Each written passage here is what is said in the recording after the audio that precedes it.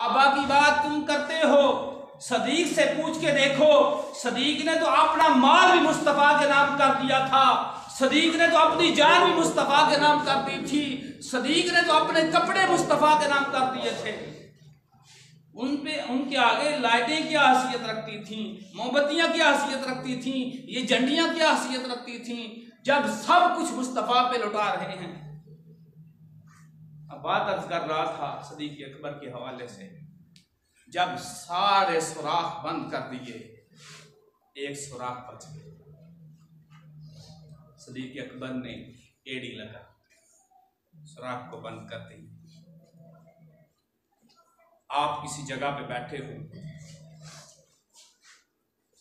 आपको कोई चीज मस करे, आपका हाथ यूं है, कोई चीज आके मस करती है, फौरी तौर पर हाथ पीछे कर ले।